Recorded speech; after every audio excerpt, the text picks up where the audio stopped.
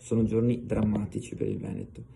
Sono giorni in cui il bollettino quotidiano dei morti e dei contagi ci dice che qualcosa, o meglio, che tantissimo non sta funzionando, che così non possiamo andare avanti. Il rischio che corriamo è quello di diventare la Lombardia della prima ondata, quindi diventare quella regione in cui a un certo punto la situazione scappa di mano e quindi si rischia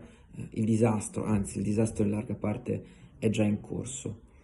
Bisogna partire da qui, bisogna partire dalla presa di consapevolezza, dal fatto di capire che la situazione è questa e che la gravità è assoluta. E il primo a doverlo capire è il presidente Zaia. L'ha detto lui dopo le elezioni regionali che da grande consenso deriva un'enorme responsabilità. Ecco, lui oggi ha l'enorme responsabilità di prendere le decisioni che servono per il nostro territorio. Zaia nelle ultime settimane ha cercato in ogni modo in realtà di giustificare, di spiegare quello che stava capitando, ma non è più il tempo delle spiegazioni, non è più il tempo di dire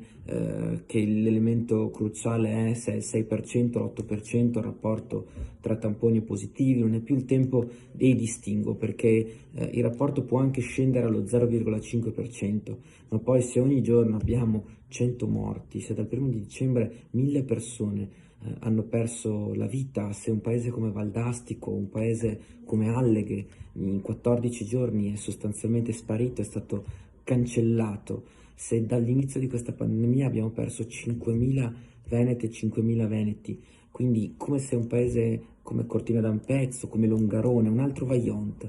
fosse capitato, è evidente che non possiamo più aspettare, è evidente che non possiamo più pensare che sia Roma o che sia qualcun altro ad agire per noi, anche perché,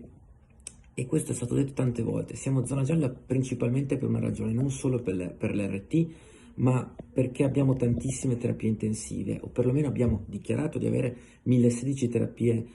intensive attivabili. A parte che è diverso avere 1016 ventilatori e magari potenziali reparti di terapia intensiva che possiamo attivare in un sottoscala e poi avere effettivamente i medici per gestirli, questi ventilatori e questi posti letto. Ma a parte questo, vogliamo quindi dire che con 1000 posti letto sono tollerabili 100 morti al giorno e quindi se facessimo 10.000 posti letto in terapia intensiva potremmo averne 1000. Cioè il criterio è veramente il rapporto di un algoritmo tra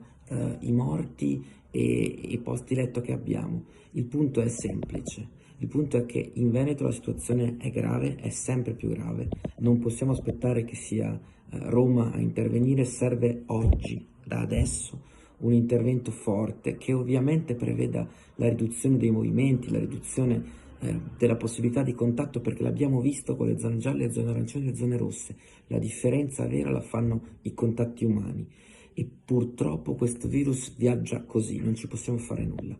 Ma la situazione ormai è troppo grave per aspettare. Quindi Zaia, la giunta, chi oggi ha la responsabilità di governare si assuma la responsabilità di fermare il contagio e di bloccare una situazione che può portare il Veneto al disastro.